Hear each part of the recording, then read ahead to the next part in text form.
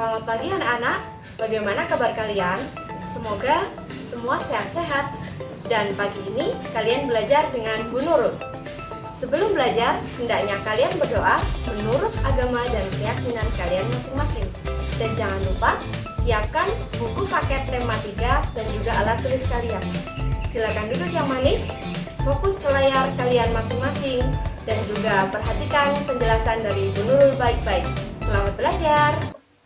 Halo anak-anak, sudah siap untuk memulai pembelajaran dengan Bu Nurul? Kali ini, Bu Nurul akan menyampaikan tema 3, peduli terhadap makhluk hidup, subtema 2, keberagaman makhluk hidup di lingkunganku, pembelajaran 4.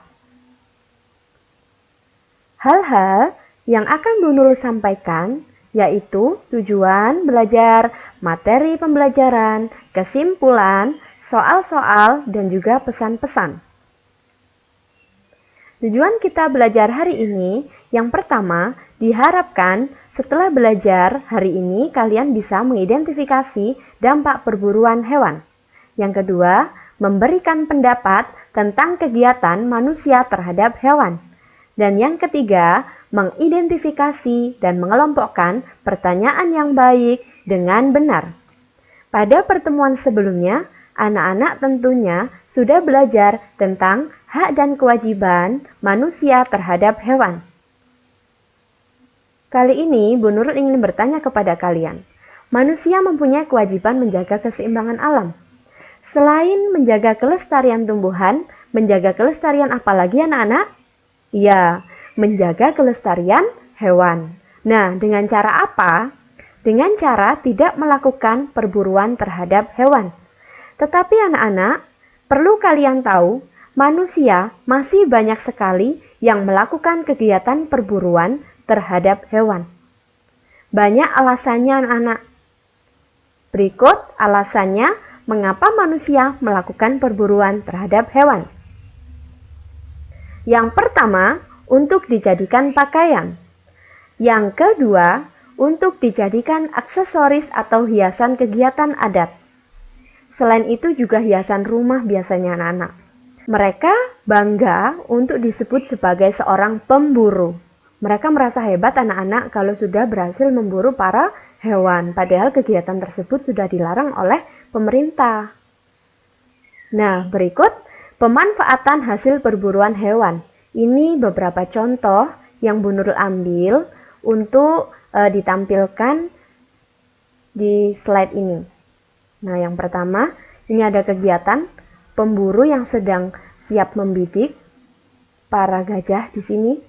Kalau sudah tepat sasaran, maka dia akan menembak gajah tersebut. Selanjutnya, kalau gajah sudah siap ditembak, mereka seolah-olah bangga dan juga merasa hebat berfoto dengan hasil buruannya. Kemudian, hasil buruannya ini hanya Bu Nurul tampilkan 2 contoh. Gading dari gajah itu dijadikan pipa rokok. Yang kedua dijadikan cincin. Nah, gambar selanjutnya anak-anak, ini ada satu tusuk konde, hiasan yang ada di konde. Terbuat dari apa? Terbuat dari olahan tumbuhan dan juga tulang dari hewan. Ini anak-anak contohnya. Selanjutnya ini ada suku di Papua, daerah Papua. Mereka menggunakan hiasan kepalanya ini dari bulu-bulu burung cendrawasih. Selain itu, ada aksesoris yang mereka gunakan, ada kalung, ada juga ini, anting-anting. Itu terbuat dari tulang hewan. Jadi ini beberapa contoh hasil pemanfaatan dari hewan yang sudah diburu oleh manusia. Ada lagi anak-anak ini. Nah, ini dari bagian-bagian tubuh harimau. Ini ada tulisannya, aksesoris kulit harimau, tulang harimau. Di sini potongan kulit kaki harimau. Kemudian ini dijadikan dompet. Di sini kulitnya juga dijual. Ini salah satu dari pemanfaatan hasil perburuan hewan. Selanjutnya, ini hewan apa anak-anak? Ya, ini hewan badak. Ketika para pemburu berhasil memburu badak ini, badak yang mulanya ada cula, memiliki cula, anak-anak di sini, culanya diambil.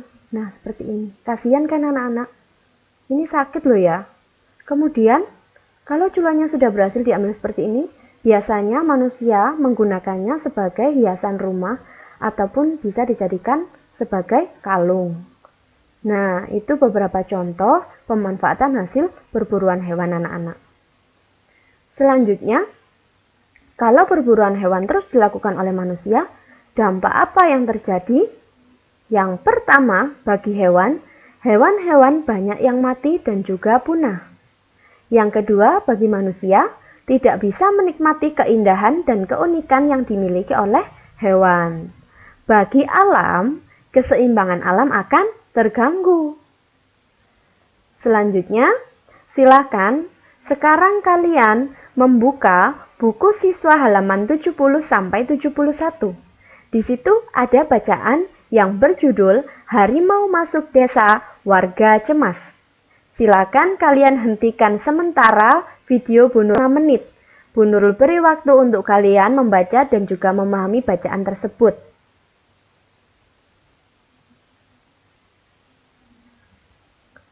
Nah, kalau sudah, Bu Nurul akan membahas pertanyaan nomor 1-9. Silakan kalian simak anak-anak. Di bawah bacaan tersebut ada pertanyaan nomor 1-9. Pertanyaan yang nomor 1. Apa yang dilakukan warga terhadap hutan? Berdasarkan bacaan tadi apa anak-anak? Ada yang tahu? Iya. Para warga menebang pohon yang ada di hutan untuk meluaskan lahan perkebunan kopi milik mereka.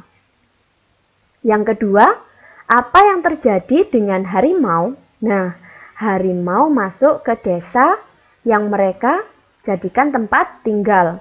Masuk ke desa warga anak. Desa apa namanya? Desa Badung. Yang ketiga, apa yang terjadi dengan penduduk desa ketika harimau masuk ke desa? Bagaimana anak-anak? Apa yang terjadi? Warga mulai cemas. Warga mengadakan kegiatan ronda malam, bergiliran berjaga, takut kalau perkebunan dan juga peternakan mereka dirusak oleh harimau. Yang keempat, mengapa harimau masuk ke desa? Berdasarkan bacaan, mengapa anak-anak alasannya? Karena harimau lapar, sedang mencari makan.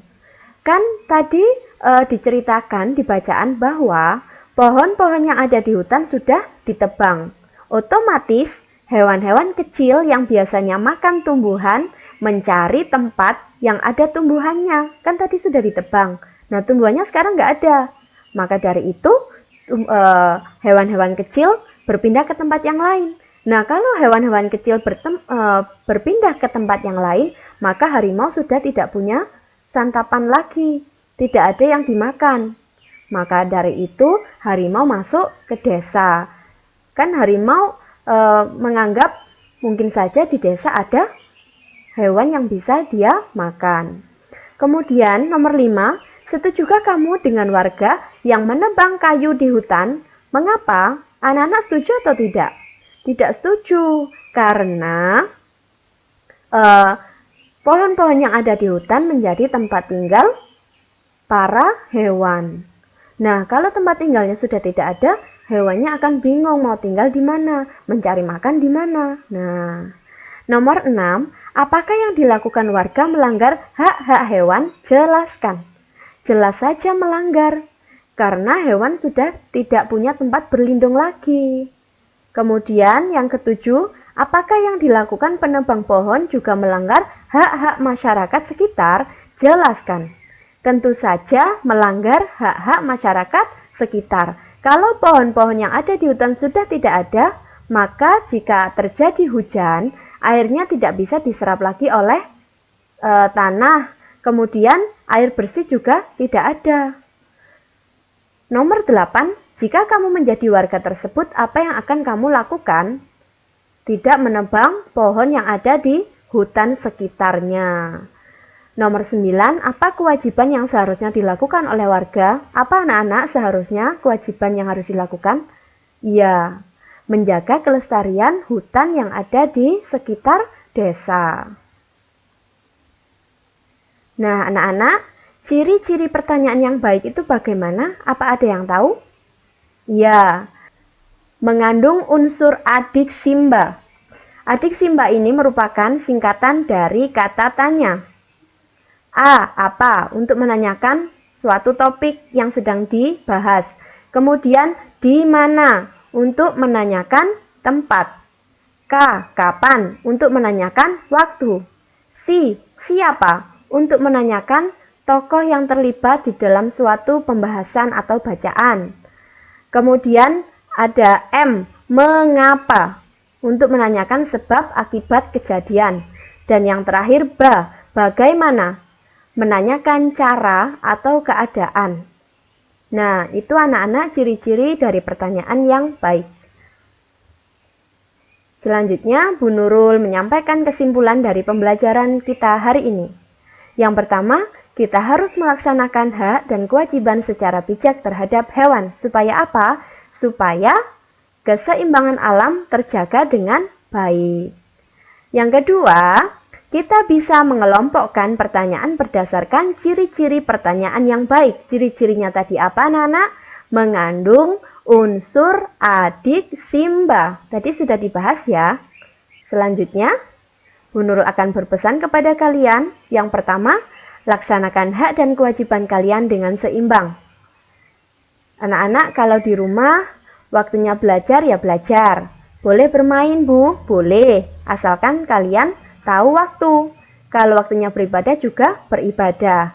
Dan jangan lupa sayangilah tanaman dan juga hewan yang ada di sekitarmu. Laksanakan ya kewajiban dan hakmu secara seimbang. Yang kedua, gunakan bahasa yang santun ketika berbicara dengan orang lain. Orang yang usianya lebih tua dari kalian ataupun yang lebih muda dari kalian. Nah, setelah ini jangan lupa kalian mengerjakan soal. Linknya sudah Bu Nurul bagikan melalui WhatsApp grup masing-masing. Kerjakan dengan teliti dan juga hati-hati ya.